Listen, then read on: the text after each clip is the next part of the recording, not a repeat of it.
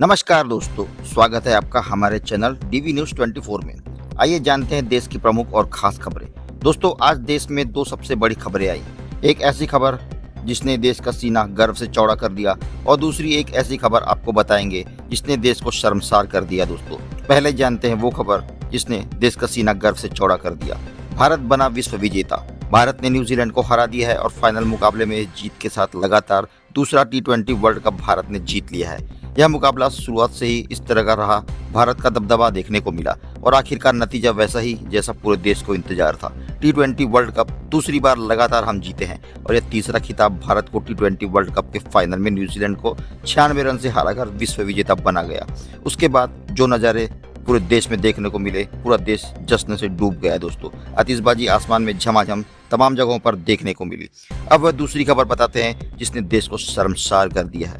जहां हमारे देश की गोदी मीडिया दिन रात सरकार के चरण चाटने में लगी रहती है, उनकी चरण वंदना करने में लगी रहती है। दोस्तों, वहीं एक विदेशी पत्रकार ने हमारे देश के प्रधानमंत्री श्री नरेंद्र मोदी के लिए एक ऐसी अभद्र टिप्पणी कर दी है जिससे जियोपॉलिटिक्स में हाहाकार मचा हुआ है। उस महिला विदेशी पत्रकार ने प्रधानमंत्री मोदी के लिए ऐसे शब्दों का प्रयोग किया है। उसने कहा है, मोदी ने इजरायली प्रधानमंत्री के लिए अपनी टांगे खोल दी। देखिए वीडियो में वह महिला पत्रकार क्या कह रही है। And now they're looking to India to see if they could suck the life out of that country. It looks like Narendra Modi opening up his legs to Israel. Congratulations. आइए बढ़ते हैं तीसरी खबर की ओर। भारत को रूस से तेल खरीदने के लिए अमेरिका की ओर से जो 30 दिनों की छूट का ऐलान के बाद विपक्ष केंद्र पर मोदी सरकार पर हमलावर था। दोस्तों, इसे लेकर केंद्र सरकार ने साफ किया है, भारत राष्ट्रीय हित में जहां से मन होगा वहां से तेल खरीदेगा। सरकार ने कहा कि ईरान अमेरिका इजरायल युद्ध के कारण स्ट्रेट ऑफ हॉर्मुज पर तनाव बना हुआ है। ऐसे में भारत सबसे बेहतर कीमतों की पेशकश करने वाले किसी भी देश से कच्चा तेल खरीदना जारी रखेगा। उसके लिए उसे किसी भी देश की अनुमति की जरूरत नहीं है। मिडल ईस्ट तनाव पर संसद में घमासान के आसार। विदेश मंत्री कल दोनों सदनों में देंगे बयान। ईरान और यूएस इजरायल के बीच चल रही जंग का मुद्दा पार्लियामेंट सेशन में छाया रह सकता है। सरकार ने अपने नेताओं और मंत्रियों को बयान देते समय संयम बरतने की सलाह दी है, जबकि विपक्ष भारत की ऊर्जा जरूरतों को इस संकट की वजह से अर्थव्यवस्था पर पड़ने वाले असर को लेकर सरकार को घेरने की तैयारी में है। दोस्तों, ईरान और अमेरिका इजरायल के बीच बढ़ते टकराव की गूंज अब संसद में भी सुनाई दे सकती है। माना जा रहा है मौजूदा पार्लियामेंट सेशन के दौरान वेस्ट एशिया का संकट एक प्रमुख मुद्दा बन सकता है। सूत्रों के मुताबिक केंद्र सरकार इन संवेदनशील मामले पर बेहद सावधानी बरत रही है।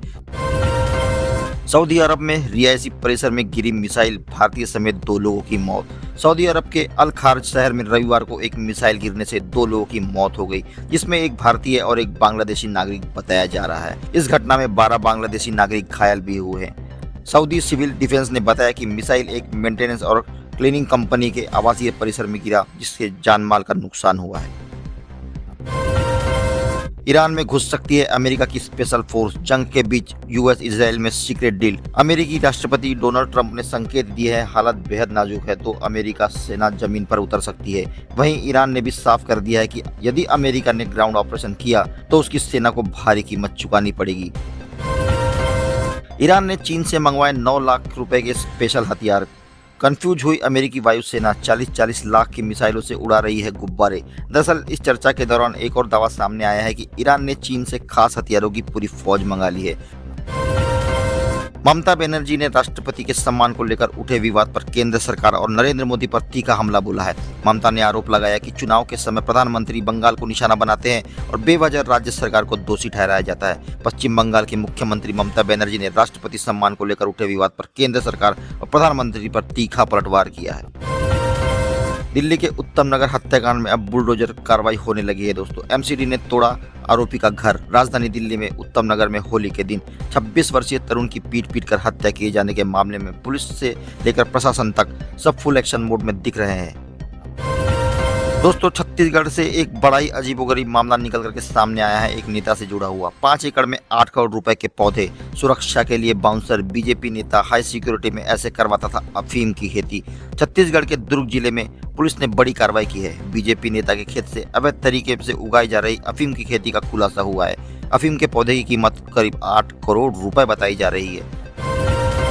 अगली खबर उत्तर प्रदेश से। मुख्यमंत्री योगी आदित्यनाथ ने अंतर्राष्ट्रीय महिला दिवस के अवसर पर आंगनबाड़ी कार्यकर्ताओं को साड़ी, यूनिफॉर्म, बीमा और आयुष्मान कार्ड की सौगात दी। डीबीटी के जरिए कुल 38 करोड़ 49 लाख रुपए की धनराशि सीधे उनके खातों में भेजी गई है। सीएम ने आंगनबाड़ी कार्यकर्ताओं का मानदेय बढ़ाने का वादा भी किया है।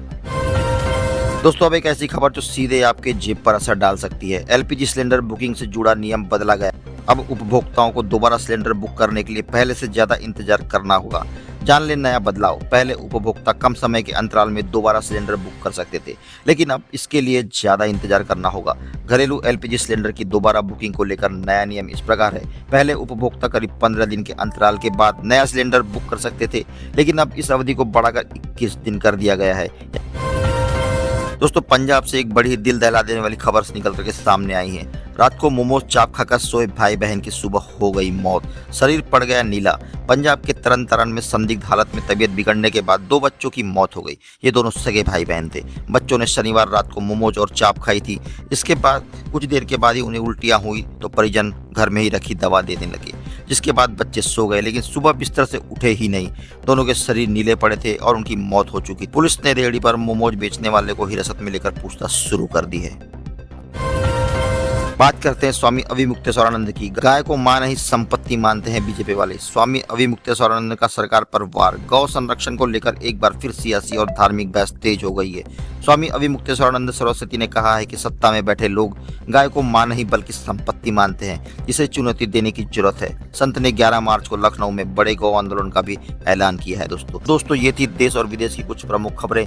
प्लीज अगर आप चैनल पर नए हैं तो चैनल को सब्सक्राइब जरूर कीजिए, वीडियो को लाइक कीजिएगा और कॉमेंट में जरूर बताइएगा आप ये वीडियो किस गाँव या शहर से देख रहे थे और सुन रहे थे। दोस्तों, मिलते हैं कल सुबह फिर से देश और दुनिया की ताजा खबरें लेकर। धन्यवाद। जय हिंद।